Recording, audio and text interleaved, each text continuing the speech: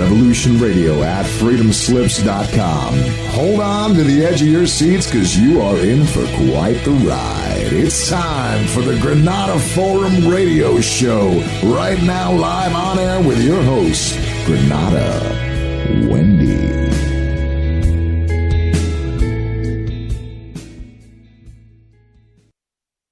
Now for predictive. Okay, guys, we're on air. Sorry, we're a minute late. Go ahead, we're live.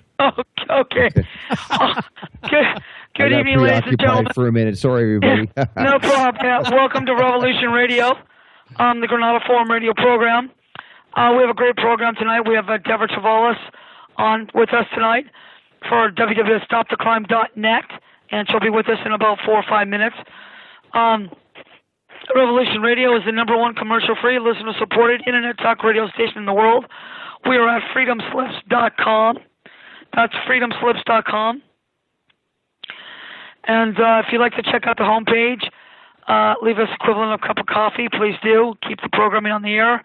Oh, check out Nighthawk Special for a donation of $100, $3,500 worth of seeds and how to grow, how to plant, how to store. So we thank you so much, Mr. Nighthawk, for that one.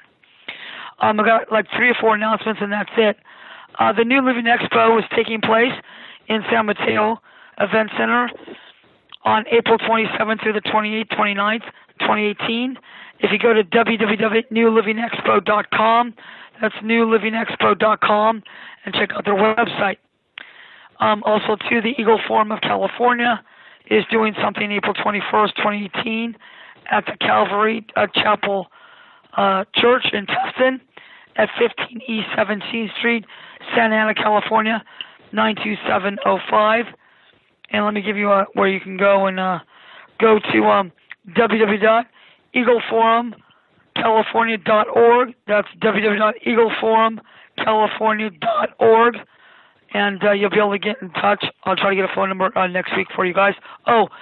714-963-4753, 714-963-4753, and that is for Save Our State, April 21st, 2018, from 9 to 5, one day in Orange County.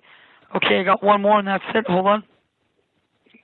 An event, the Natural Health Solutions Expo is going to be at the LAX Marriott at 5855 West Century Boulevard, Los Angeles, 90045. For information, call 562-212-3479, 562-212-3479 for the National Health Solutions Expo at the LAX Marriott. We will be filming that, and we will be live there, me and Nick, there in September 22nd, 23rd, 2018 at the LAX Marriott. So we'll be there live. Let me introduce our wonderful guest, Deborah Tavares. I'm sorry, my voice. I lost my voice because of the chemtrails. The last time I lost my voice was when they sprayed malathion on us in the 80s or the early 90s. Her website is www.stopthecrime.net. But Deborah, you have another site or so besides. And Nick, real quick, give out our YouTube channel and then real quick. Yeah, you can go if you go on YouTube. You can find Granada Forum. We have a new YouTube channel up. I'm already starting to load up the radio show on there and some old videos that'll be coming up pretty soon.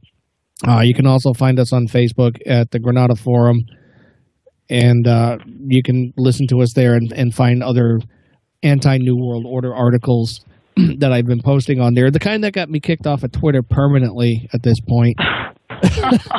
So. Oh, my God. So. Okay. And Deborah, give out all your websites real quick, and then the floor is yours, my friend. Well, thank you, all of you, very much for having me on the program tonight. Again, this is Deborah Tavares with StopTheCrime.net. That will link you to our other channels, but our other sites, primarywater.org.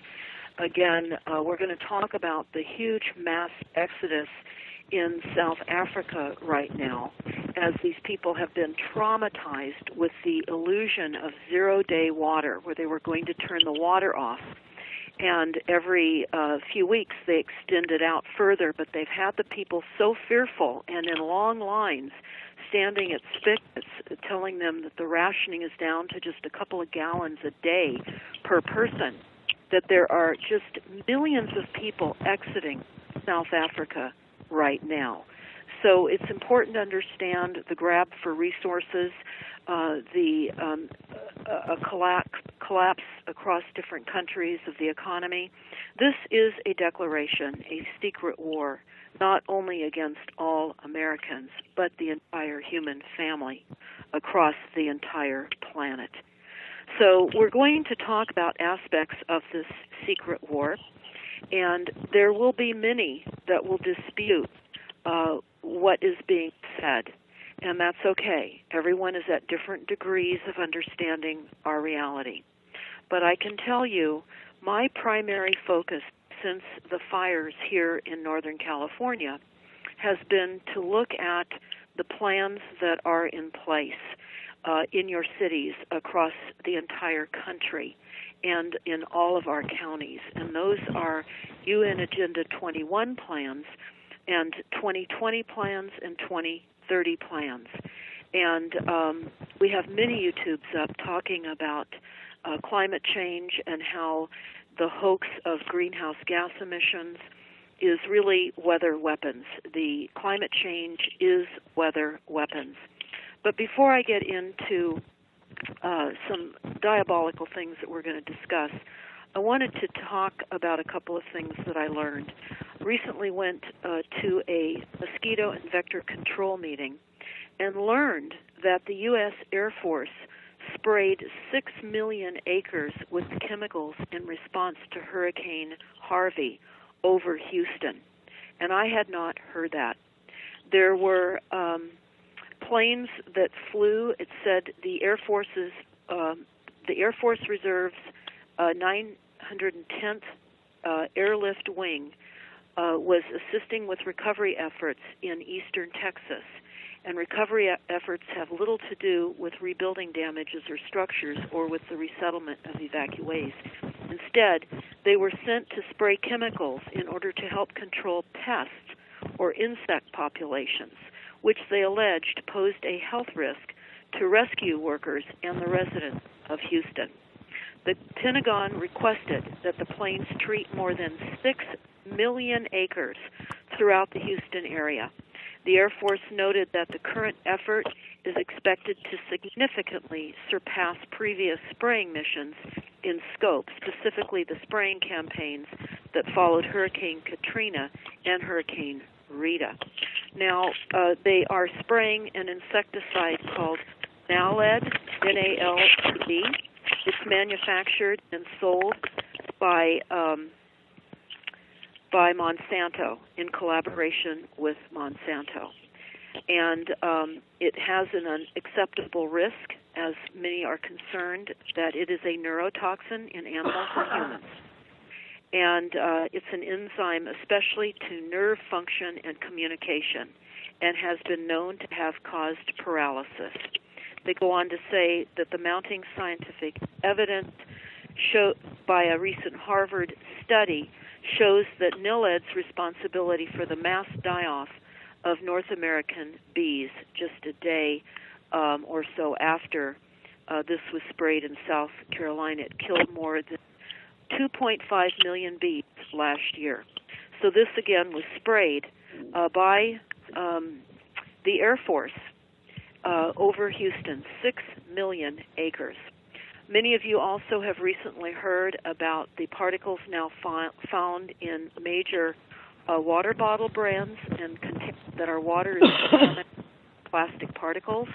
For those of you that have not heard this, you need to know that the world's leading brands of bottled water seem to be contaminated with tiny plastic particles that are likely seeping in during the packaging process, according to a major study across 9 countries, and this was just published a week ago. They go on to say that this is a widespread contamination with the plastic that was found in the study, and led by a microplastic researcher named Sherry Mason of the State of University of New York. And according to the summary, the U.S.-based nonprofit media collective and the researchers tested 250 bottles of water in Brazil, China, India, Indonesia, Kenya, Lebanon, Mexico, Thailand, and the United States. And they say that the plastic was identified in 93% of the samples, which included major brands such as Aqua, Aquafina, Avion, Nestle Pure Life, and San Pellegrino. So for those of you that want to see more, just type in your search bar, top bottled water brands contaminated with plastic particles. Understand the assault and the types of weapons that are being used on the global population for mass genocide. Make no mistake about it. We've been told about genocide, the Georgia Guidestones, certainly many of the discussions that I've had about the genocide treaty that is on the top of stopthecrime.net. If you haven't yet seen that YouTube, I would recommend you watch it. The United States signed on to the genocide treaty after 90-plus nations did in the mid-1940s, and it took the United States decades to finally sign on to it under President Reagan's term in office. And the only illegal thing about genocide is one's own nation cannot kill its own people. Now, with that having been said, I'm going to read something out of a book that I would recommend everybody purchase and put this in your library. It is by Melvin Stamper, M-E-L-V-I-N, Stamper, S-T-A-M-P-E-R, and it's entitled Fruit from a Poisonous Tree.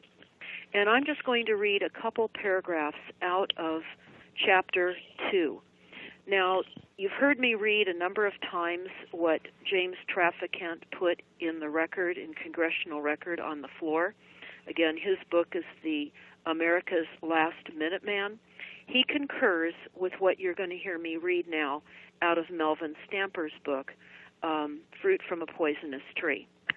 He goes on to say this: "This knowledge could not be obtained without years of research. I have saved you the trouble of traveling the same 40 miles of bad road. I do, however, advise any that wish to challenge this evil empire, as I have, to verify the cities and information that I supply. Get educated on the facts before you act, and then act. My investigation concentrated on the Judiciary, Internal Revenue Service, Federal Reserve Bank, Inc., Bureau of Alcohol, Tobacco, and Firearms, offices of the Secretary of the Treasurer and State, as well as the President and Congress. This investigation has disclosed a broad, premeditated conspiracy by the international bankers and their agents in the United States government to defraud and enslave citizens of the United States of America since 1900.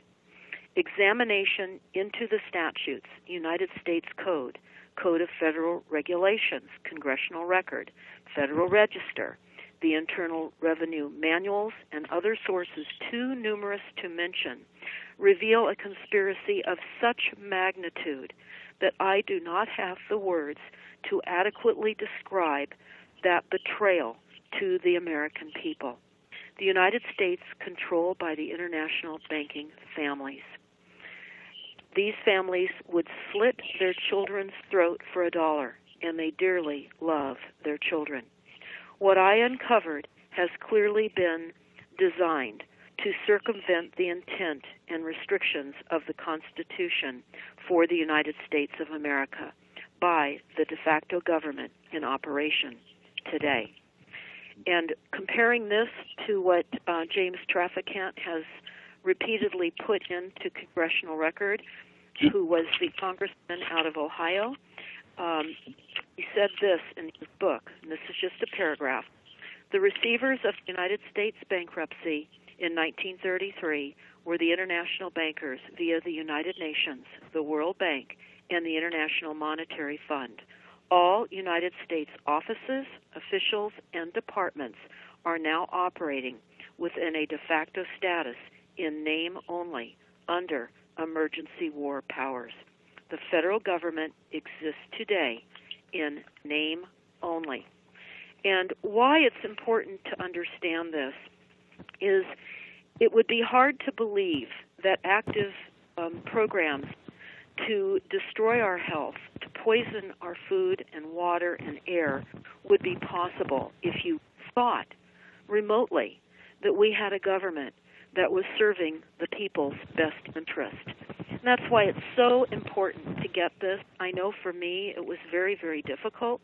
I struggled with this, and it really became more and more evident as I became more and more aware of the various programs that were being launched on us in our country.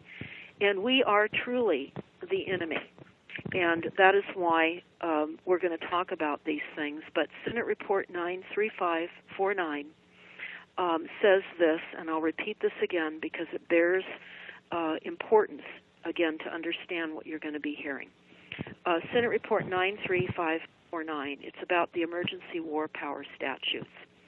In order to maintain dictatorial control and authorization of the many divisions, agencies of the executive branch, the sitting president must formally declare a national emergency every single year.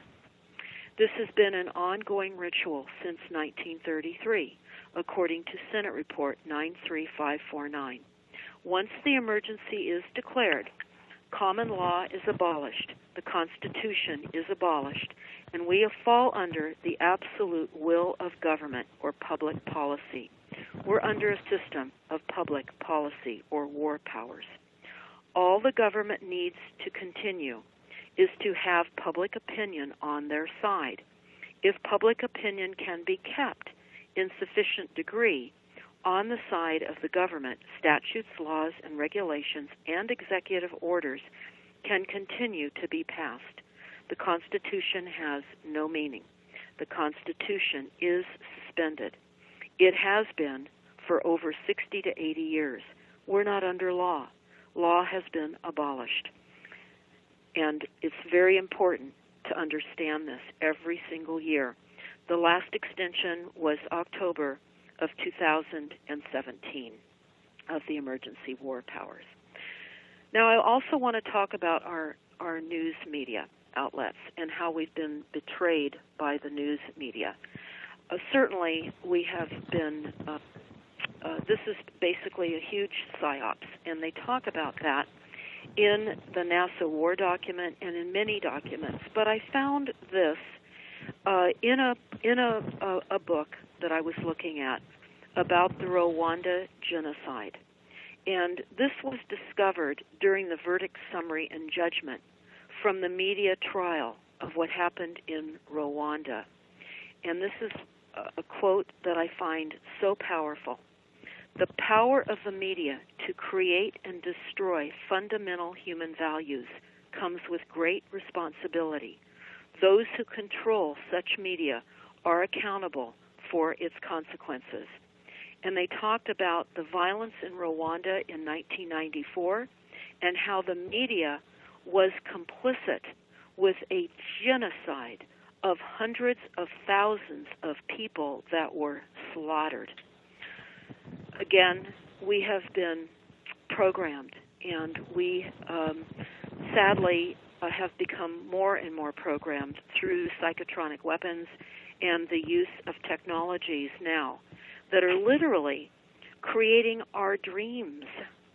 When we talk to targeted individuals who are brutalized and tortured, we start to understand the degree of technology throughout this country, the deep, dark state, and what is happening to people that are in these programs.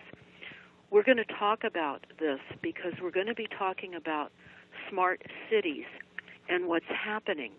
But I want to mention very quickly some other aspects of what is happening throughout other countries. And it's important to understand, because in Los Angeles it's been reported that there are 58,000 homeless people. 58,000. Now here in Northern California, after the fires, our homeless rate has doubled. And they're counting the homeless right now, a few thousand before the fires, and we're waiting for the count that should be coming out in the next month or so.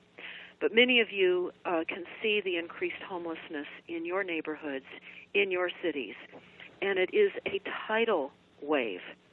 They talk about the tidal wave of refugees, as I mentioned earlier, coming from the Horn of Africa that has been arriving in the airport in Rome.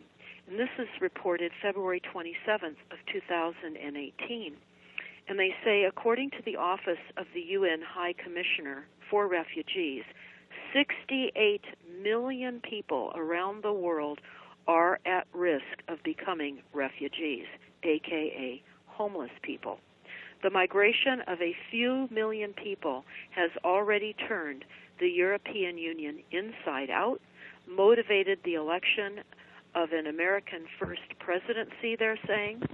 What would have been so far thought nothing compared to what is coming. They're talking about how fertility rates are declining in almost all the educated, prosperous parts of the world, including East Asia, but it remains extremely high in the least educated parts of the world. They go on to tell us more about fertility rates and how our populations are declining. Also, they're talking about a tidal wave of refugees that are now coming out of Venezuela. And it's important to know that there are now hundreds of thousands of Venezuelans fleeing economic collapse, and they're crowding into the cities and makeshift camps in Colombia, Brazil, and Ecuador, and throughout the region. This represents the largest mass exodus and migration in modern Latin American history. And it goes on to tell us that the resulting friction of Venezuela mirrors that in the nations from the U.S., where immigration pervades the national debate, to Germany, where war refugees have upended the politics, and into Italy. This is a massive, global, intentional moving of people off their lands.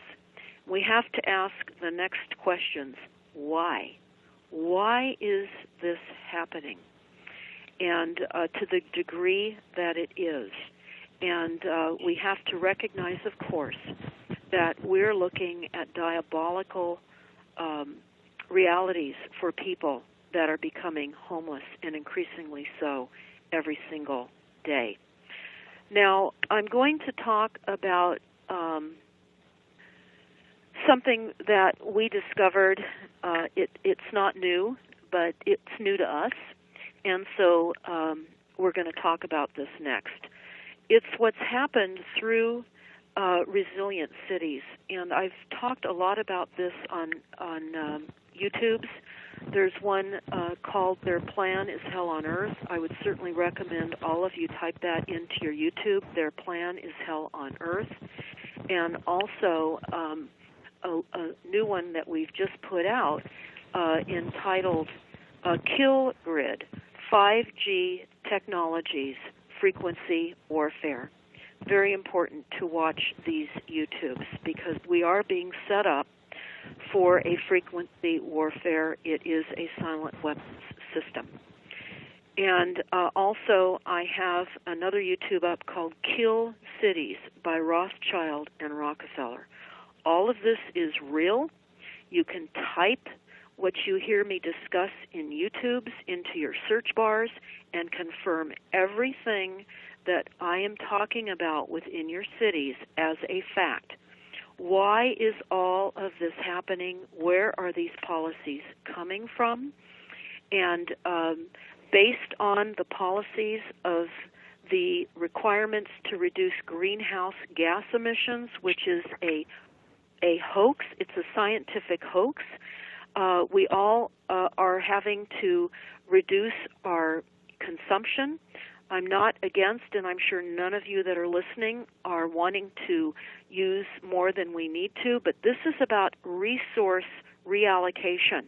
This is about massive removing of people's out of areas where they can be slightly more self-sufficient and into these cyber cages that we call now thought control cyber cage cities. We're going to talk about that right now. There is a technology company called Palantir, and that's Palantir. And this is very important to understand what has happened, because what is happening in our cities as a result of the directed energy weapon assaults is new infrastructure is coming in under the guise of resilient cities. And here's an example in New Orleans, and this is very, very important. New Orleans implemented a CIA-backed predictive policing technology. This is unbelievable. In complete secrecy in 2012, and not even the city council members knew about it. Palantir, again, secretly has been using New Orleans to test its predictive policing technology. And again, the program began in 2012, and it was a partnership between the New Orleans police and Palantir Technologies, a data mining firm with seed money from the CIA's venture capital firm, according to interviews and documents obtained by The Verge. The initiative was essentially a predictive policing program similar to the program called the Heat List in Chicago that purports to predict what people are likely to do. Predictive policing technology has proven highly controversial wherever it is implemented.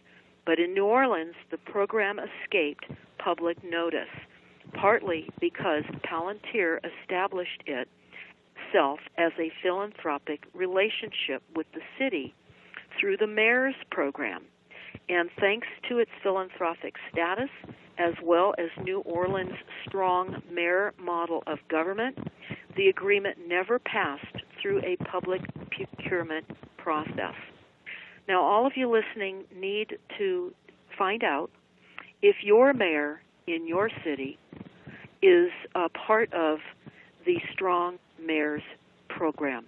Likely they are. And this is diabolical, absolutely diabolical. Here's what Palantir does. Palantir watches everything you do and predicts what you will do next in order to stop it. So as of 2012, its client list included the CIA, the FBI, the NSA, the Center for Disease Control, the Marine Corps, the Air Force, Special Operations Command, West Point, and the IRS.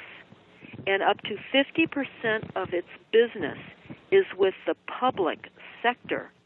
You might want to say on the public sector, actually. That's my words. And it says, in QTEL, the CIA's venture arm was an early investor. So at this point, I'm going to recommend that everybody type in Palantir. Again, that is spelled Palantir,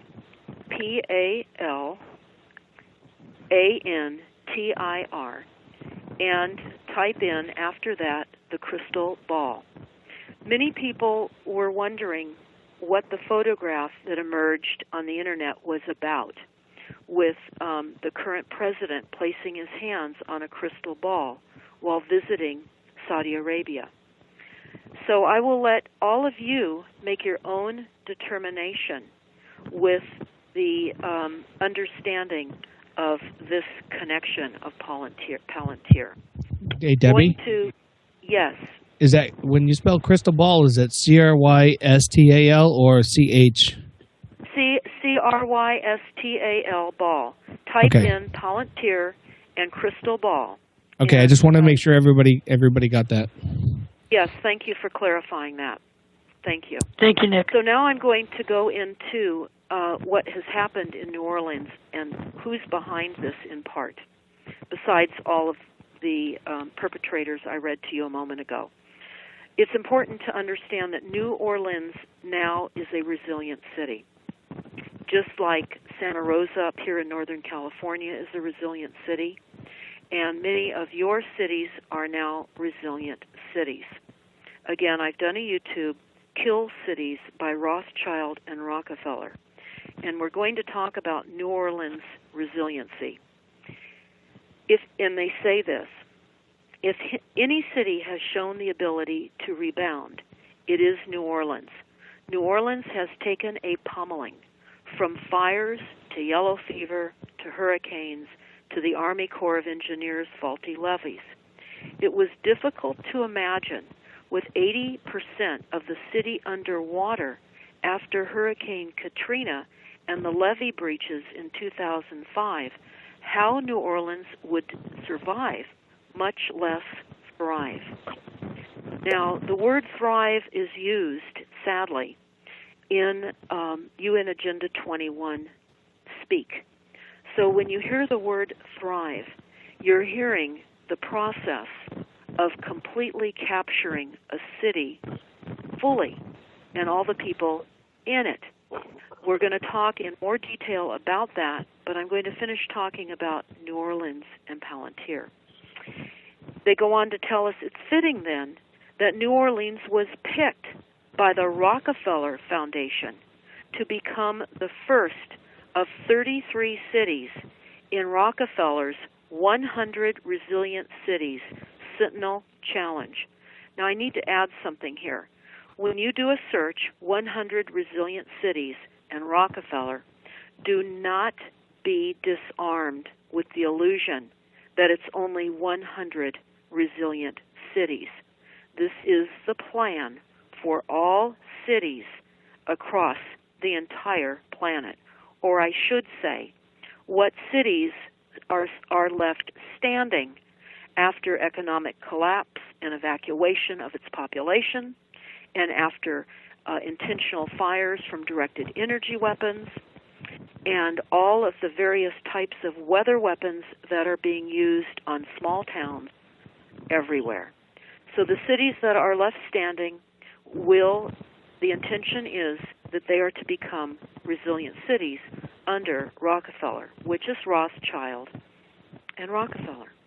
So continuing on with New Orleans, it says New Orleans, being a resilient city, will put the city in a strong position.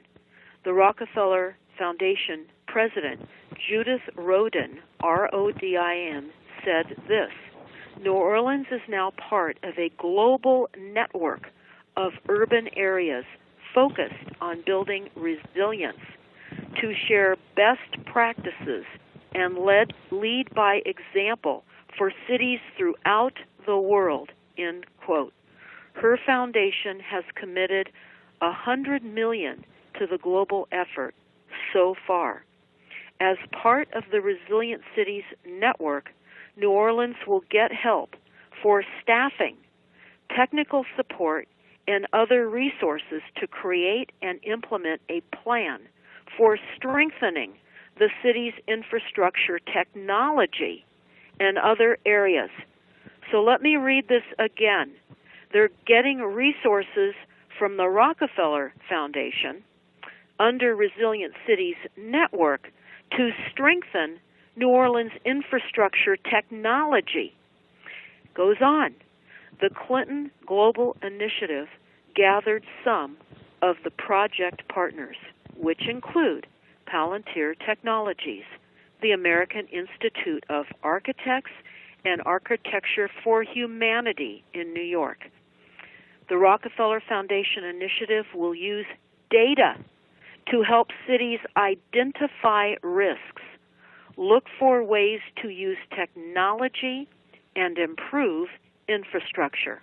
Palantir is using its expertise to develop a resilient dashboard for cities to improve their strategic planning and decide on the smartest capital investments.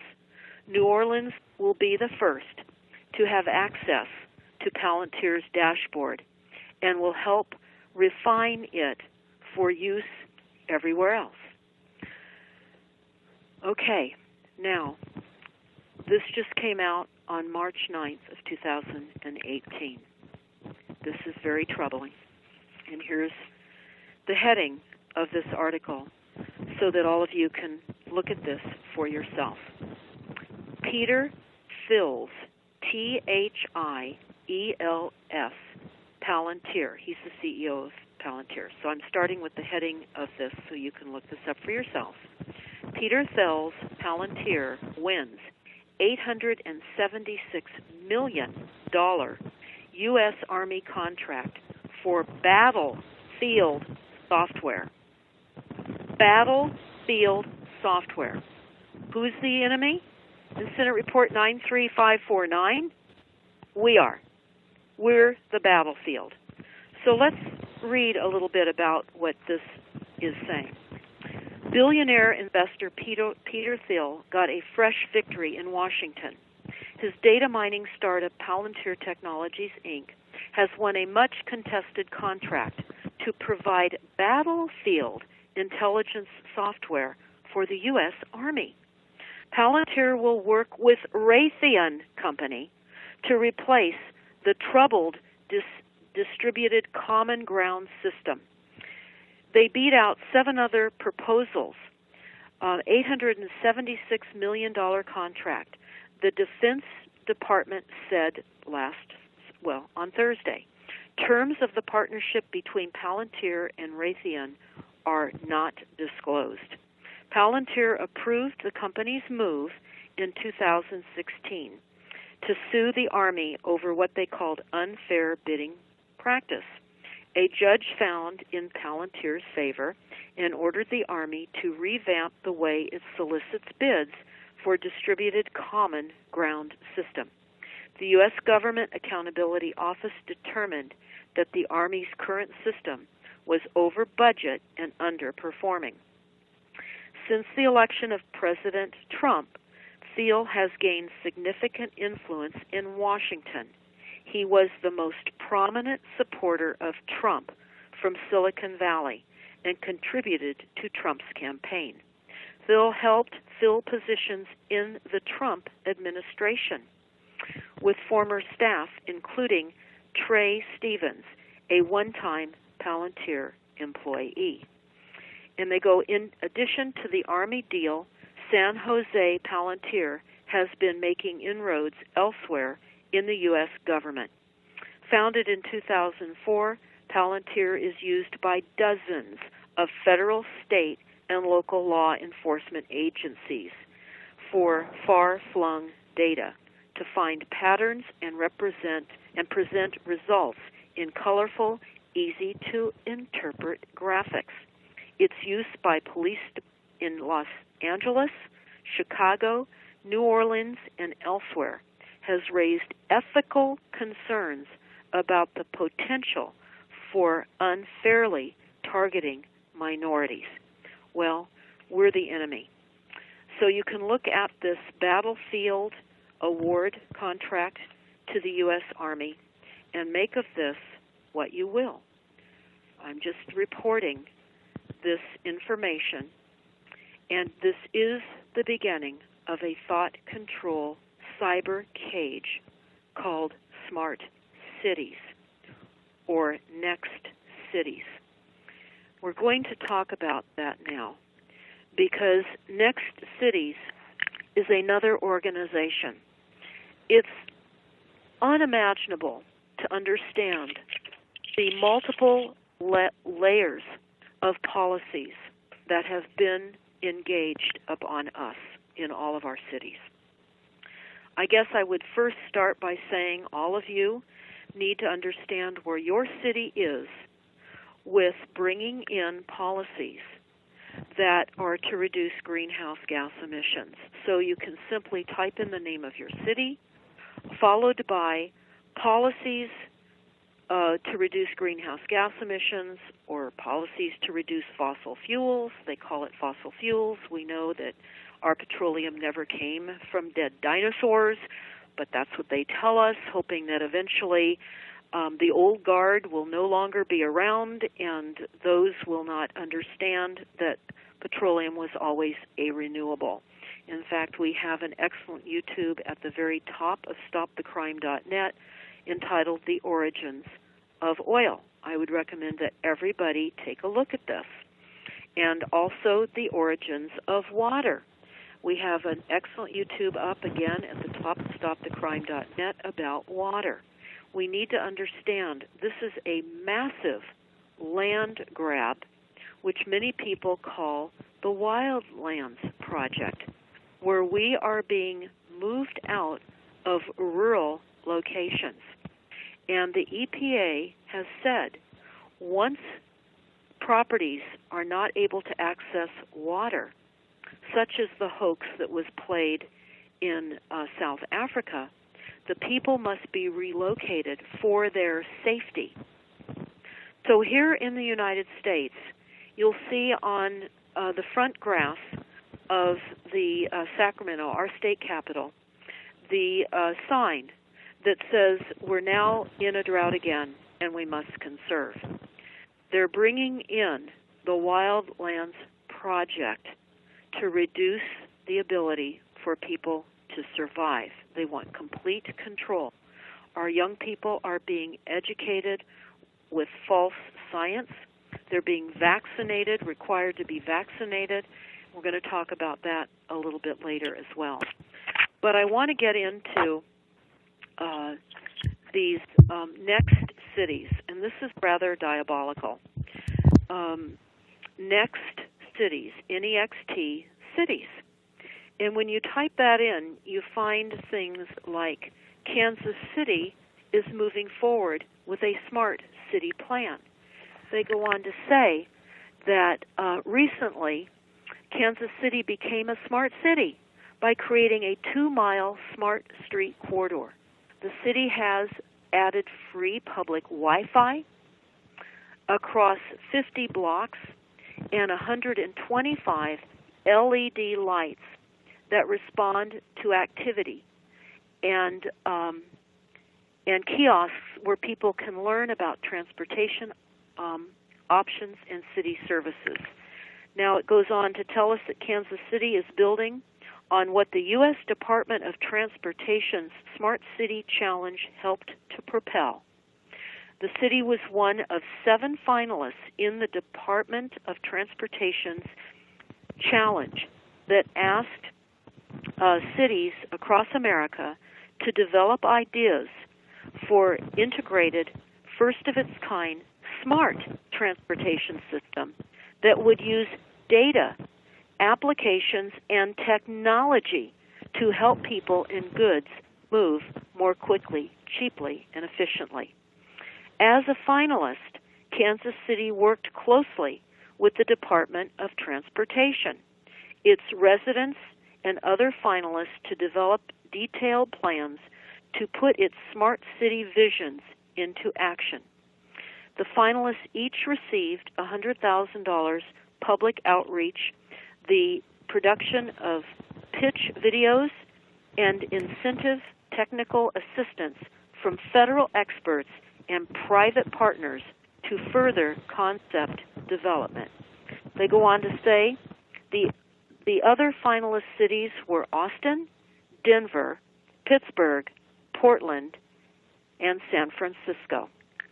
So you can find this, again, by just simply typing in Kansas City moving forward with a smart city plan. Now we're going to talk about who's behind these next cities and these smart cities. And we are putting this list on stopthecrime.net.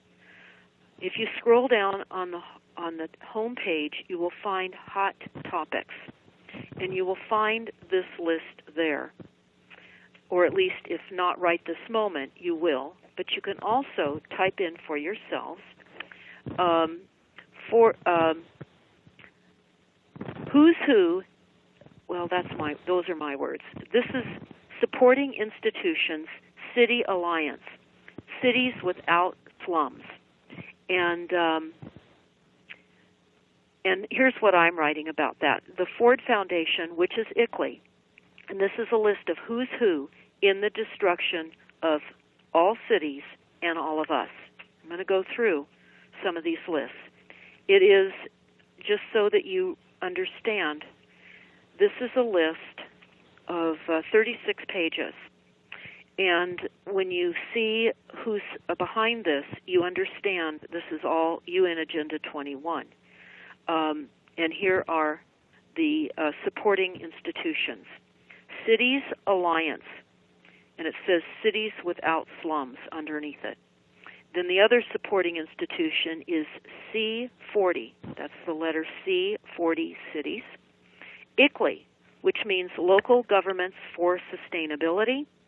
United Way is behind this.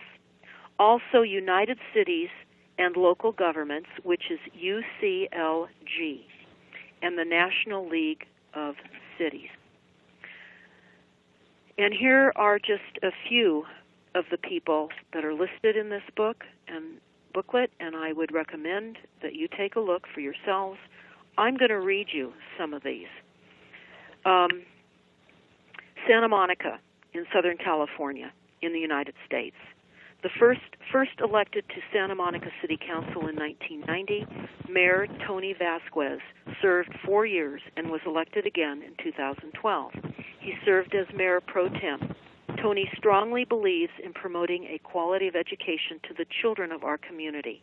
He was member of the Santa Monica Malibu Unified School District's Strategic Planning Committee, and most recently served on the school district's feasibility committee. He has played an active role in every local school board campaign for over 20 years as the recipient of the City of Santa Monica Commendation and the Church in Ocean Park Award. He has been recognized for his stellar work in civic and community affairs. Now, we're going to talk about education and what these guys do to further education, but I'm going to go through some more of this list. This is important. The U.S. Department of Housing and Urban Development, Nini Coletti. Prior joining to HUD, she spent 2 years as Assistant Secretary for Management at the U.S. Department of Treasury. Prior to joining the Treasury Department in 2009, Ms. Coletti spent 4 years as Policy Advisor and Budget Director for San Francisco Mayor Gavin Newsom. Ms. Coletti also spent 6 years as Policy and Budget Director at the San Francisco agency that works to improve lives of children, youth, and families. Her primary experience includes budget analysis in the Clinton administration's Office of Management and Budget for the state of Hawaii, as well as economic and financial consulting. Also, there's a White House Domestic Policy Counsel, Luke Tate, and it says, I'll just read a sentence about Luke, but he's a special assistant to the President for Economic Mobility. I want to get on into the Rothschild involvement here. But also ICLEI, which means International Council for Local Environmental Initiatives. This is UN Agenda 21 policies to take down every city, one city at a time, throughout the entire planet. So here we go. International Council for Local Environmental Initiatives, or ICLEI. Angie Freif, Executive Director of ICLEI, Local Governments for Sustainability, USA since 1990. ICLEI has built and served a movement of local governments pursuing deep reductions in carbon pollution and tangible improvements in sustainability and resilience. With a focus on climate finance and the implementation of the Paris Agreement, she aims to weave health and equity considerations into ICLEI USA, offerings based on her interest in human-centered design. Her previous experience includes serving as the Associate Director of the Colorado Governor's Energy Office, where she was part of a team to develop and implement 57 pieces of clean energy legislation under Governor Bill Ritter, and as a real estate product manager of Global Corporate Real Estate Services Fund. Again, there are 30-some-odd pages here, and I'm only glossing over a few just because I find these to be unbelievable. Here's another one, and this is on page 27 of the list. Coalition for Inclusive Capitalism. Since June of 2002, Lady D. Rothschild has been the chief executive of E.L. Rothschild, LLC, a private investment company with investments in media, asset management, energy, consumer goods, telecommunications, agriculture, and real estate worldwide. She is co-host of the Conference on Inclusive Capitalism and co-founder of the Coalition for Inclusive Capitalism, a director and member of the Executive Committee of the Peterson Institute of International Economics, a member of the board of the Illumlan Foundation, Africa, a member of the Council on Foreign Relations in USA, and Chatham House in the UK. She is a Pi Beta Kappa graduate from Pomona College and her ID from Columbia University School of Law. So we just read about Lady D. Rothschild on this as well. We're also now going to talk about the resilient cities, and this is very important. The Deputy COO and Chief of Staff is Elizabeth Mercer.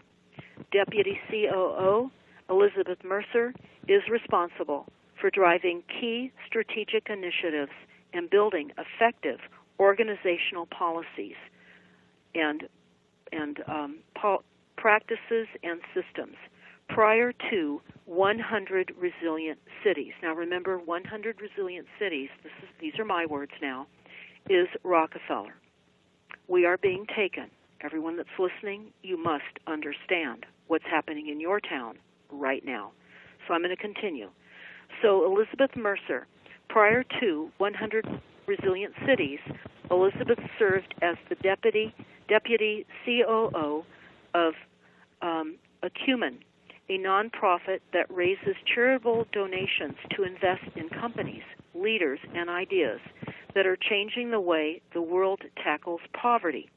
Elizabeth began her career in the private sector as a consultant with IBM Consulting Services in the strategy chain, the financial services practice, and then as an assistant vice president at the Bank of Tokyo Mitsubishi, where she was focused on strategic planning, project management, performance measurement for the Systems Offices of Americas.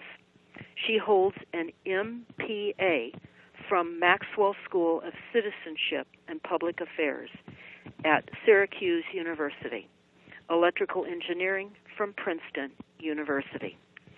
This is just a few. Many of you are going to be disheartened with the amount of people that are behind the policies that are entangling into each and every city. This is just our first break, Deborah. We're going to take a little tiny bit and come right back. Hold on, ladies and gentlemen. This is the Granada Forum Radio program, Revolution Radio, and you have been listening to Deborah Tavares. You're listening to Revolution Radio, freedomslips.com, 100% listener-supported radio, and now we return you to your host.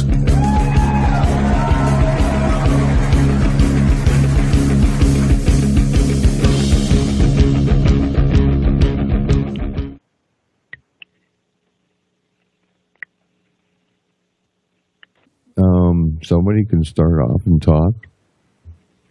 Hi, this is Deborah Tavares with StopTheCrime.net, and we're talking about smart cities and what's in store for us as we're moved in to these smart cities in the guise of climate change and creating new markets and certainly restricting our mobility. And literally what's behind the smart cities is extremely startling when you start looking at it. I'm attempting not to scare anybody, but this is just all what is available for everyone to take a look at. You can find this out for yourselves. Now, it's extremely important to understand what's coming in to the smart cities. Very important. What is happening is there are different technology firms that are coming in, and I'm just going to go over one aspect of a firm that has just been launched. A Chinese tech giant, CHI, C-H-I, harnesses Israeli tech to build smart cities in China. And what is this? Well, technology conglomerate recently launched a $300 million Israeli fund in Tel Aviv to tap the country's smart city know-how. In Israel, the company's Chung Chai GCI fund, an incubator, has already made the first investment of $20 million commitment to EyeSight Technologies, a machine vision company. So all of you can type in EyeSight. I would recommend that you do and understand what this is going to do in our cities. I'm going to read a little bit of this to you right now. Embedded computer vision to improve our daily lives using deep learning and advanced proprietary embedded computer vision models. And here's a little more about EyeSight Technologies. They'll watch you drive, and they say that's a good thing, says the Israeli computer vision company, and it will help you stay safe while you're driving. An alarming spike in traffic deaths in the U.S. roads has been blamed on app-distracted drivers. A computer vision firm says they have a remedy. They'll save us from ourselves by assessing our alertness, mostly by figuring out which way we're looking. To stand out of the herd, EyeSight Technologies and from Israel is touting its product as doing just that and so much more. We don't just look at the driver's gaze, but we also look at the gestures. Head of the decade-old embedded vision company has said in this automotive division. Voices may differ between users and accents, he adds, but gesture is very natural. And as we move into higher levels of vehicle autonomy, gestures become even more interesting, as you have time to do more things than just drive the car. The company is collaborating with a voice recognition firm in order to allow oral communication as well. The only hardware requirements are a camera and an infrared lamp. That way, no matter how bright it may be outside, the system can still track the driver's eyelids, the iris, and the tilting of the head.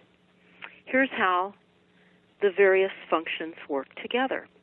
The software based on deep neural networks, which is, they talk about robotics and artificial intelligence, and on deep learning. estimates the driver's age and gender,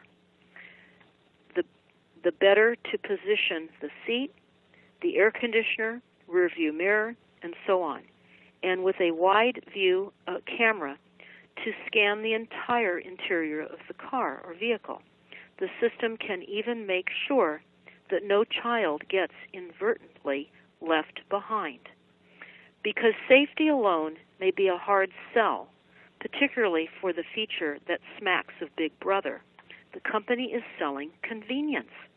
Drivers can give a thumbs up to like a roadside attraction or to control the phone. Now, I would recommend that you type in EyeSight Technologies. Will watch you drive, and that's a good thing. This is the IEEE spectrum. So if you type that in, you can watch a YouTube of how this works. It's exciting for some and horrifying for many as well. But it goes on to say, and when you give it a thumbs up in the YouTube, it will actually recognize your agreement or your like. For example, if you're listening to a song and you hold your thumb up, it will see that and add that to your song playlist. So it goes on to say that such hand movements were the company's original focus in the apps it designed for smartphones and smart homes.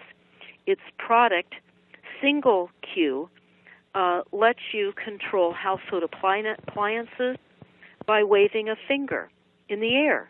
EyeSight technology is also working in the robotics home care system for elderly people. It's conducting what Research Together, a technology conglomerate in China, had recently invested equivalent to US $20 million in a Chinese tech giant to harness and install these technologies into cities. So important to understand where we're going with technology, how this is going to affect our lives, the amount of direct watching us on every turn. This is where we're going. They're not only going to be watching every move in these cities set up with cameras and 5G. It's going to be destroying our cellular makeup. Our bodies will not be able to withstand the amount of frequencies that are going to be placed into these death cities, as many now are understanding this to be. Of course, we have at the top of stopthecrime.net a document that I would highly recommend that all of you take a look at. It is, again, under the banner of the website, and it's called Population Engineering and the Fight Against Climate Change. And just to summarize a few of the points in that document, it talks on page 1 about the threats posed by climate change justify population engineering, which AKA is eliminating people. In this, you'll find that to be the case. And interestingly enough, in the footnote on page 2, they talk about geoengineering, which of course is weather weapons, along with reducing consumption and reducing related waste and renewable energy and reducing human fertility rates is morally justifiable because of climate change. On page 5, they talk about global greenhouse gas emissions must decline to near zero or less. And on page 15, they say the Earth cannot sustain larger populations of wealthier individuals. And of course, all of you know, at least they're telling us, that wealthier societies use more energy, therefore create more greenhouse gas emissions. And there was a recent article earlier this month in March about why male fertility is in crisis. And health experts are warning of a crisis in male fertility that they fear is making it harder for couples to conceive, a problem they say is compounded by a lack of scientific understanding. They go on to say the average sperm count has dived by 52% in the past 4 decades. So when you look at page 1 of the Population Engineering and Fight Against Climate Change, you read this: climate change is among the most significant moral problems contemporary societies face in terms of its urgency, global expanse, and the magnitude of its attending harms. Population plays an important role in determining just how bad climate change will be. Again, the number of people, it will determine just how bad climate change will be. This is a pretty significant document, along with other documents that we've talked about over the years. I can only underscore that the new tech that's coming out, while it's for many exciting and certainly advances us in many ways, it's also a weapon. And certainly we've done an interview with Barry Trower called The Cooking of Humanity, which discusses what happens with the wireless technology that is now pervasive everywhere.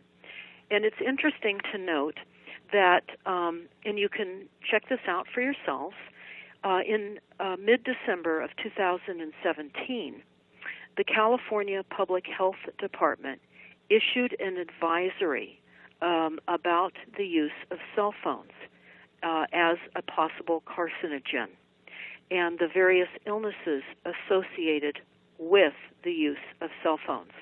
Now, what was interesting in the advisory was that it was learned that the telecom industry withheld the evidence about the dangers and damage of the microwave frequencies and the symptoms that it caused for many years.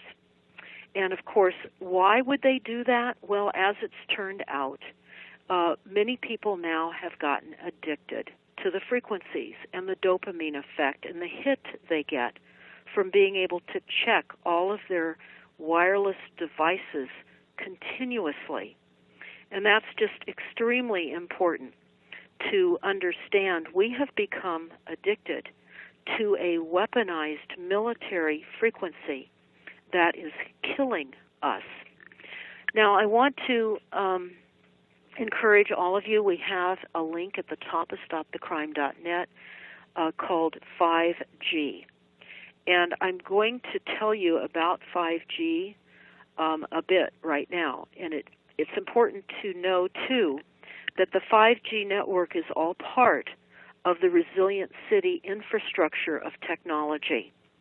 And the next city and the smart city. The 5G is going to be a very, very important component for tracking, monitoring, and literally knowing everything we do. And I mean, yes. I don't mean to interrupt, but I just have to, because you brought up California quite a few times, and I know that you live here and everything, but with all the tech that you've been talking about before you go back onto the 5G thing, does it seem to you like that California seems to be like almost like a proving ground for all of this technology and what you've been discussing? I mean, because it just seems like California seems to be at the forefront of all this manipulation that's going on. Well, that's a good question, and I don't believe so. This is a global assault. It's happening everywhere.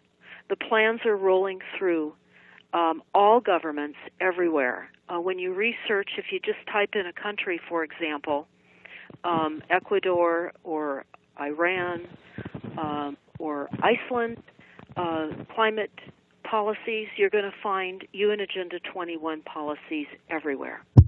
Okay. Small towns, in counties. This is a worldwide plan. And right. A bit ago I was, of course, talking about the smart city collaboration that is planned for China with some technology that is Israeli-based in the eyesight technologies.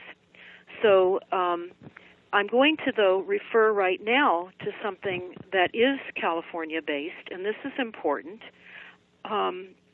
Again, on stopthecrime.net, on the 5G tab, you can download this document, and I'm going to read a little of it to you right now. Los Angeles firefighters and Los Angeles police stop the federal cell rollout in an unprecedented move as a result of concerned activists, community members, fire department unions, and police department unions in Los Angeles County and the city of Los Angeles, California. The rollout of hundreds of massive cell towers on fire department sites that would have placed local firefighters at risk and blanketed all of Los Angeles County with microwave RF radiation has been halted for the time being. Paid for with federal tax monies, the LA RICS cell tower program did not take into consideration the many health and safety risks of those who would be subjugated to close-range microwave irradiation. It is an incredible win. First, the Los Angeles County Board of Supervisors voted 12-0 to halt the program, quickly followed by the city of Los Angeles, where the Los Angeles police stood together with the Los Angeles firefighters in saying no to these cell towers. Now, they were given a tremendous amount of information and current reports from the International Association, was given to the International Association of Firefighters to help the police and the fire departments create their achieved halting for the moment. Now, this is a halt for the moment. And what we see here in Northern California, now I don't mean this to just be California, of course. This is a global assault with 5G in all the cities. And here are a couple of things that are important about to know about 5G.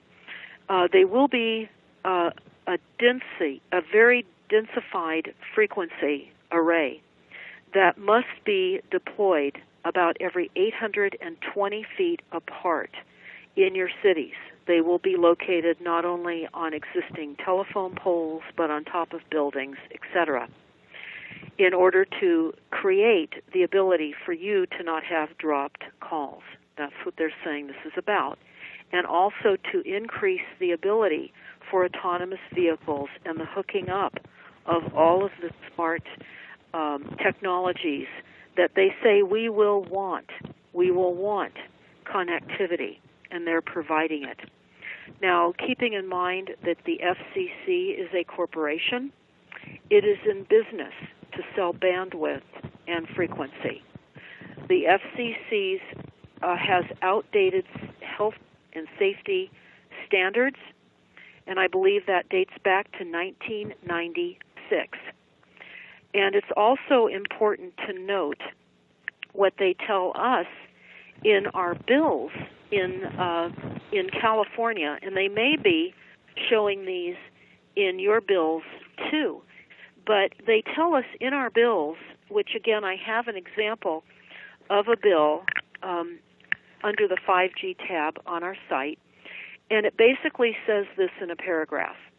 International, national, and California EMF standards are not conclusive on the harm or the safety of EMF, and those conclusions remain the same to this date. Basically, that is what that paragraph says. This is an insert in all of our bills. In the IEEE Understanding the 5G Network, it talks about how the 5G is an experiment.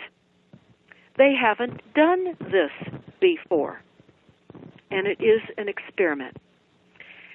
And so we have an experiment based on the admission from the California Public Utility Commission that they're uncertain.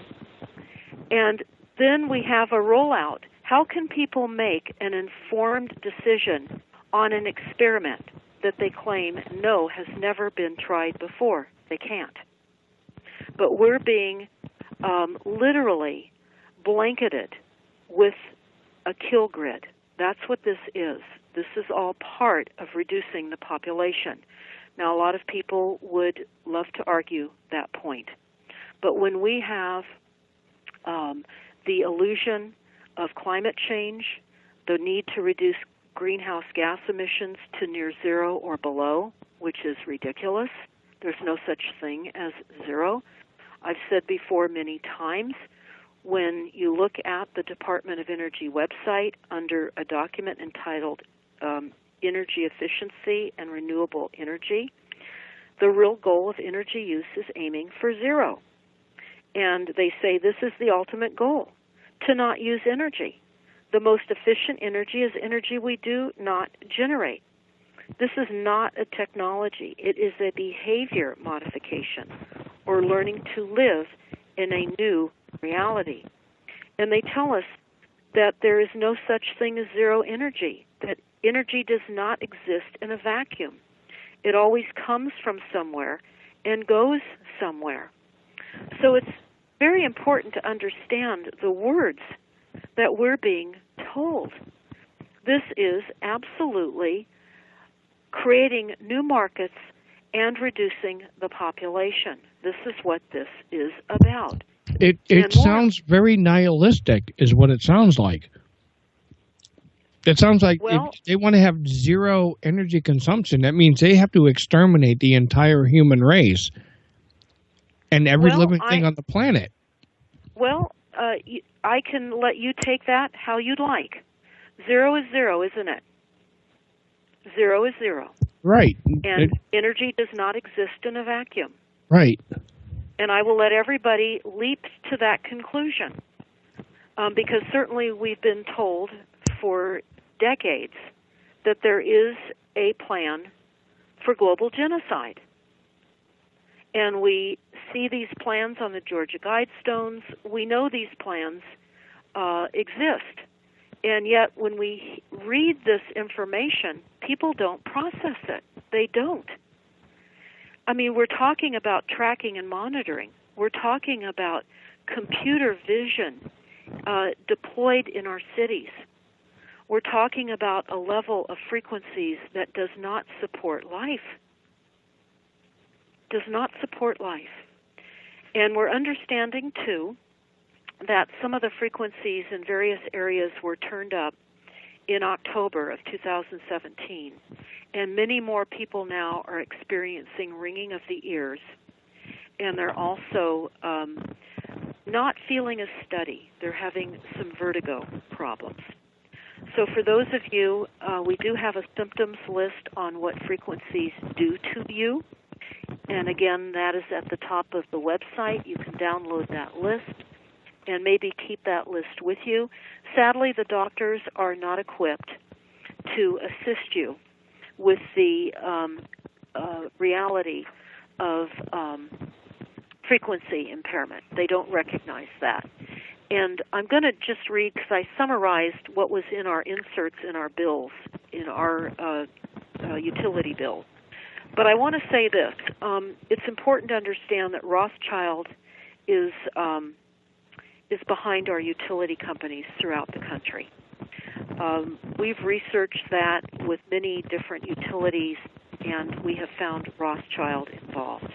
Pacific Gas and Electric, well, that was an easy one because we just typed in Pacific Gas and Electric followed by Rothschild, and a CEO from Rothschild LLC sits on the board. And for Southern California Edison, that was a little trickier because we had to type in Edison International, and we found that Rothschild sat on the board of that. But I'm going to read this to you verbatim. This is in our bills. It says, can EMF harm your health? The results from many research studies have been evaluated by international, national, and California EMF research programs to determine whether EMF poses any health risk. Given the uncertainty of the issue, the medical and scientific communities have been unable to conclude that usual residential exposure to EMF caused health effects, or to establish any standard or level of residential exposure that is known to be either safe or harmful. These conclusions remain unchanged by recent studies. Now, it's very important to understand that this was approved by the California Public Utility Commission and PG&E, aka Rothschild. We also need to understand, too, that the increased frequencies are going to diminish the integrity of our structures. Frequencies pound on structures because everything is a frequency, and it's like structures being hit with multiple earthquakes. So they can drop bridges, and we know that directed energy weapons can cause fires. For those of you, we have a new YouTube up, and I'm just going to tell you it verbatim because it is a very similar name to what many of you may have already watched, but it's extremely different. It is called The Plan to Burn Up Northern California Disclosed. Very important to type disclosed after The Plan to Burn Up Northern California. What you are going to hear in that 32 minutes of an interview is going before the Sonoma County Board of Supervisors here in Northern California, where the most costly fire in U.S. history blew through our multiple counties in October of 2017. And you're going to hear the disclosure of who did it, who was behind it, to the County Board of Supervisors in a 2.5-minute exclamation of this. And you're going to see their faces. Then you're going to hear an interview of what occurred outside. And I will tell you part of the camera system that is being deployed. This is unthinkable. This is going to be happening now for our safety. Everything is for our safety. And you can check this out to see if this is happening in your town. Again, California is not the only place in the country that is being assaulted. Everyone is being assaulted. It's just that it's in different ways. And because we attend so many meetings, we see a lot of things that are going on. But here in Napa County and in Sonoma County and Lake County, the County Board of Supervisors is in the process of deploying 20 to 30 cameras on existing microwave infrastructure. And they're going to have a hardened network that will be capturing in real time over a distance, they say, of 150 miles. I was rather stunned when they said the distance of these cameras were 150 miles. They say these are eyes. And so 20 to 30 of these in multiple counties here in Northern California. They have infrared. They will be able to see at night, and all of the images will be stored on the cloud. Now, they say this is for our protection because of increased climate change. We are all in a new normal. This is what we're being told because the weather weapons systems have been certainly deployed, and we're being hit everywhere with greater assaults. That's certainly evidenced with the number of counties throughout the country that have been hit severely by weather weapons. Having said that, these cameras will be deployed. They'll see everybody, 150-mile range, 24/7, 365. These are already deployed in San Diego, Southern California.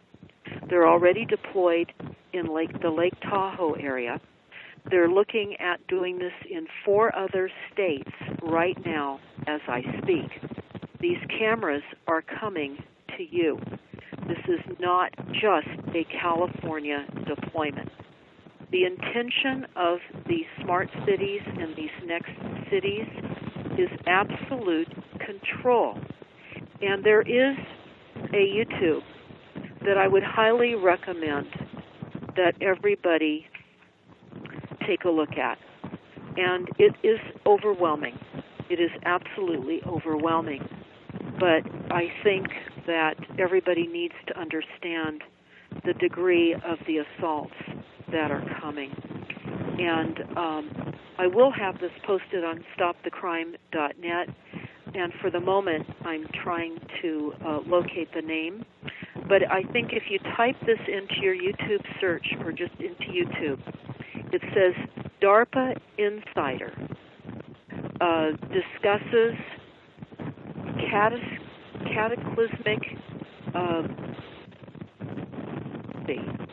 Well, I'll go over that in a moment because I want to get this right so that you can all find it. It will be on stopthecrime.net, but it is absolutely diabolical. For the moment, I want to go into something else. I have a YouTube up. It's called LED Lights, a Silent Weapons Assault. Many of us have been unaware of the damage of LED lights to our eyesight. And when we went to the ophthalmologist recently, they simply pulled out some trifolds right there in the ophthalmologist's office. Now, not all ophthalmologists are aware.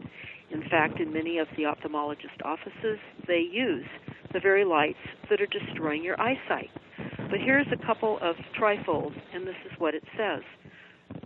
Blue-violet light, a health threat hiding in plain sight. And I want to tell you that there are ways in which you can shield your eyes from the damaging rays. And this is why you're going to want to do that. It says the American Macular Degeneration Foundation warns that blue-violet light can contribute to macular damage and retina damage. Viewing digital devices at night can also disrupt the brain's production of melatonin, causing sleep disturbances. Now, that's just part of what this lighting does to us. Another trifold I picked up, it said, technology's sinister side. Is your child at risk? It goes on to say that children are hunched over a smartphone or an e-reader tablet or a game console, and children tend to hold devices closer to their larger pupils and let in more blue light. This will put them at higher risk for developing sleep disorders, behavioral problems such as ADHD, obesity, and vision loss. The good news is that you don't have to eliminate their devices, and there are excellent and affordable protections, and that's the good news. Also, other aspects of the damaging effects of these lights is that it says that science has proven that exposure to high-energy blue light damages your eyes and negatively impacts your overall health. They say from desktop computers, from smartphones, televisions, gaming consoles, CFL light bulbs, tablet computers, etc.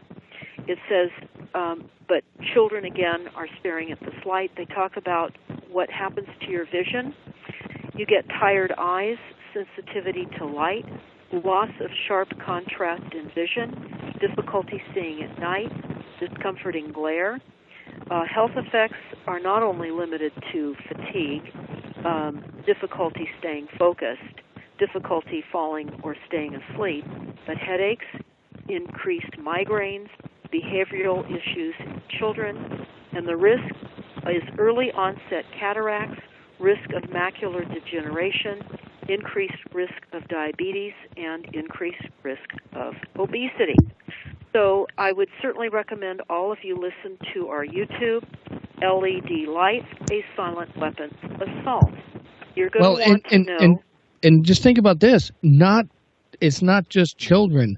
Look how much our society has changed where everything that we're doing now is based on a computer. Everything that we do is on a computer now. Everything has become digital. So it's not just the children that are being assaulted. The adults are too. And the young adults and the teens. So, I mean, it's hitting us on all levels. Well, you are exactly right. And I'm going to now tell you about something that should have everybody wondering what's going on. Because the Department of Energy is requiring this throughout the United States, this light change. And why? Because they say it reduces greenhouse gas emissions. It reduces climate change. That is all untrue. Again, we have a very, very dangerous corporate system that is set to profit on our demise at all cost. So listen to this. And again, all of you can type this in and read this for yourself. Foxconn, that's Foxconn, seeks to divert 7 million gallons of water daily from Lake Michigan. Now, that's not the point. The diversion of water is not the most significant point here. So I'm going to tell you more about this. Foxconn will use up to 7 million gallons of water per day from Lake Michigan, following an application by the city of Racine to divert water on behalf of the village of Mount Pleasant. Now, here's the big problem right here, right now. Well, part of the big problem. The South Korean technology giant plans to build a $10 billion LED screen manufacturing facility in Racine County with the help of a $4 billion incentive package from the state of Wisconsin. So here we're just talking about the damaging effect of LED lights. Actually, the flicker rate causes seizures in 1 in every 1,000 people. Again, I can't underscore listening to our YouTube, LED light. LED lights, a silent weapons assault, to understand more of what's happening.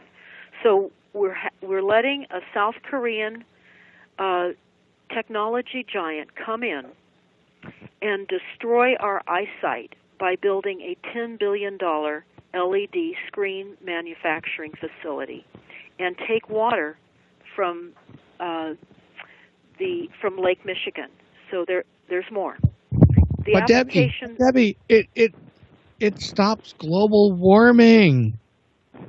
Well, that's the biggest heist ever. I'm kidding when I say it, but I'm just saying that's the argument that they're giving to you. It stops global warming, these fluorescent and LED lights. It's like... That's exactly what they say. And what is happening with our government by foisting all of these on us, they know it damages our eyesight. They know it. So with impaired eyesight, do you think that they'll be able to sell more autonomous cars? Do you think that they'll be able to keep us corralled in cities that are presumably fighting climate change but are really thought control cyber cages? Do you think that the surveillance on our freeways, and particularly that's planned around the Bay Area in California and the large cities everywhere with apps that will be able to allow people that track you to know if you're dozing behind the wheel or if you are using your smartphone? They're saying that because there's so many accidents now because of distracted drivers using smartphones, that they will now have an app that will catch you if you're using your smartphone. We are being literally tracked, monitored, and literally we are being created into something other than human. We are becoming the prophecy of George Orwell's 1984. We absolutely are. I wanted to finish up on Foxconn because in Lake Michigan, presumably, this South Korean technology firm is not going to be using more water than the city has been allocated. But that's not necessarily true, because what they're saying to get people to go forward with approving this, and it's already been approved, even though they're saying that it's open for public comment, the application has been submitted and people can comment on it, it's a done deal. Because what they're saying in here is that while Foxconn will be the user of the water, the application will benefit the entire region. They go on to say, if approved, the diversions of water will support the development along their major corridor, their major highway that goes into that area, creating more jobs, more patrons, and more residents, while protecting the area's greatest natural resource. They always use those terms. They say if this application is approved, it will help the area better serve current, future residents, workers, and visitors to the village. Now, here's what they say will be part of the application. This is very important to understand. It says the application also includes a comprehensive plan to improve water efficiency, which is estimated to be able to save over 100,000 gallons on an average day in 2019, and increasing to over 600,000 gallons per average day by 2050, if we make it to 2050. The plan includes efforts to educate customers on benefits of conservation, partner with municipalities to reevaluate landscaping requirements, appoint a water conservation coordinator to lead and monitor water conservation efforts and identify new opportunities for cost-effective water conservation measures, and continue to reduce leaks from water infrastructure. That's a good thing. And they say opportunity for public involvement. No, this is not only a company that has been invited into the United States to build a multi-$10 billion distributing plant to distribute toxic LED screens across the United States to cause reduced blindness, as well as to reduce our melatonin so we don't sleep. But they're going to be using water out of Lake Michigan, and they're going to be creating jobs so that people who need jobs are going to be working for our demise. This is how it works, sadly. I'm right now. I'm absolutely, completely speechless because of what you're talking about. What's going on in Lake with this whole plan with Lake Michigan? Because we just had on last fall a guy who was talking about the Maritime Protection Act that's supposed to be taking care of part of Lake Michigan, where nobody can do anything on Lake Michigan once it takes effect. And I want to talk to you after we get off the show about it and get a little more involved in that. And I'll try to get you and him together and discuss this, because that right there is that, you connect those two dots that you're just talking about is such a major fascist takeover that's going on. It's like that part I didn't know about what you were just saying. So this connects a whole other aspect to it that is just that's mind blowing if it actually happens the way you're talking about it. Well, anybody can look this up for themselves. This application is in process. It will be approved. By bringing in a South Korean technology firm, they do not have to comply to our environmental laws, which, of course, our environmental laws are based on our demise anyway. And this corporation is based on our demise. This is Luciferian at best. This is on steroids to literally literally reduce our ability to function as we're intended to. This is diabolical. And this is only one aspect of what's diabolical. I want to read this, and then I want to talk about 5G a little bit more, and I see I'm up against the clock here. So I'm going to read this. The information I'm going to read is data-driven and based on deep research and reporting. It's not on speculation, alarmism, or naive optimism or blue sky conjecture. It represents the culmination of a multi-year effort to investigate, decipher, and present the best available evidence and what the world's leading experts tell us about the future we are now in the process of creating.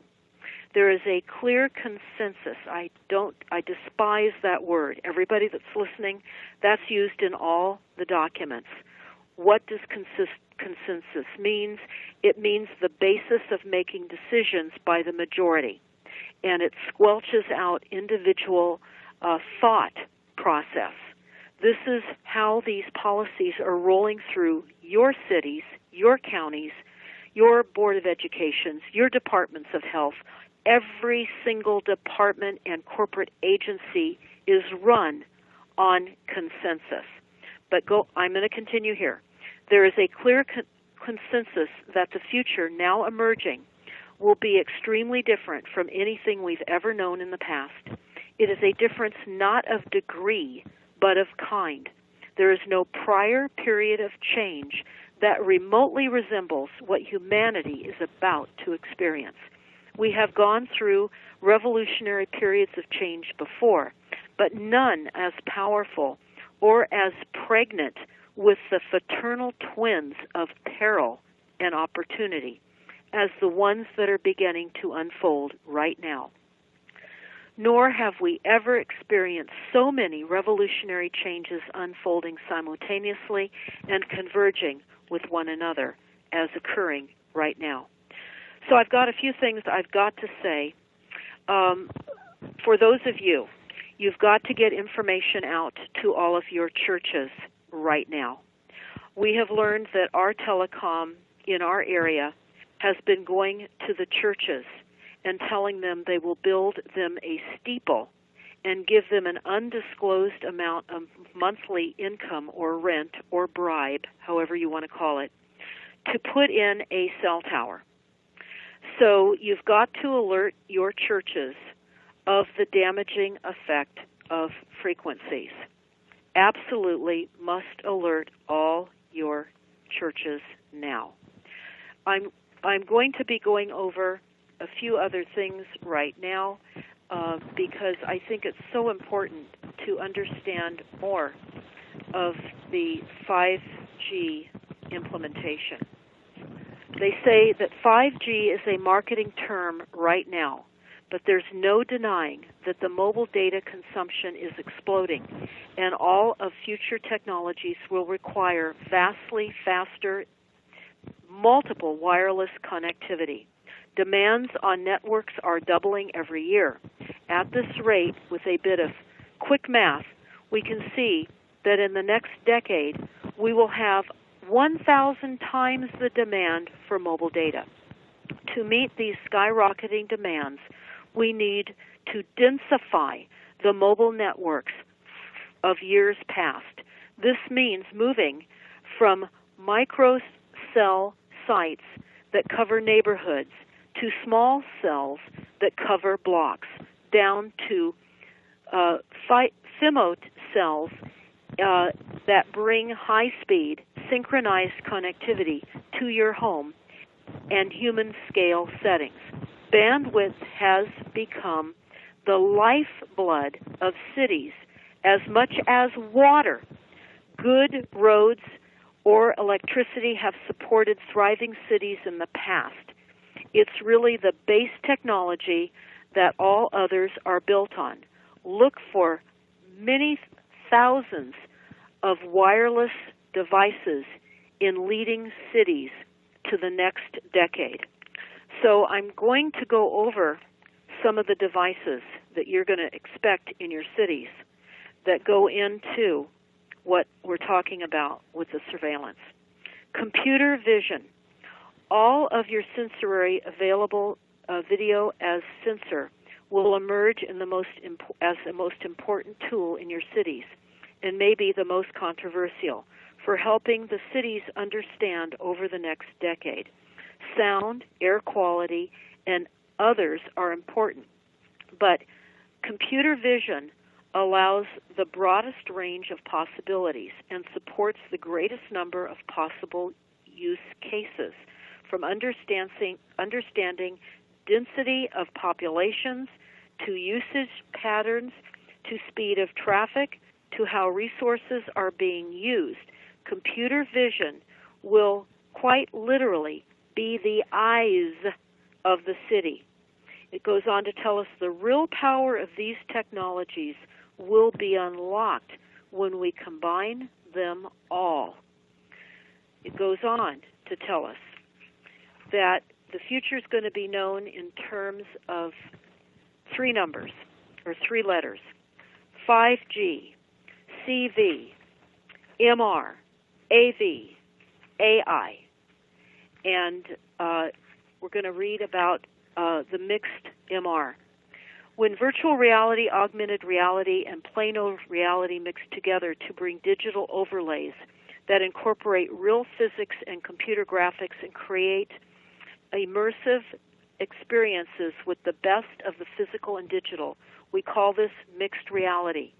MR, which is mixed reality, has perhaps the most limitless possibility of the 5 technologies that we're talking about here, and will serve as an eventual replacement to the mobile phone. So virtual reality will eventually replace the mobile phone. They go on: autonomous vehicles, AV. We have more than 1 billion cars on the planet. There's trillions of dollars of rapidly depreciating infrastructure sitting on the streets, used for only a fraction of its life. And even when cars are used, their most efficient use, when driven close to capacity at the top of their performance profile, happens briefly and rarely, like when you are loaded up with kids and all your stuff from your summer vacation. These real-time software technologies will drive the greatest rate of change in cities over the next decade. I'm going to read this again. The real-time software technologies will drive the greatest rate of change in the cities over the next decade. And they talk about we need brains, AI, to bring these technologies together and make them all work.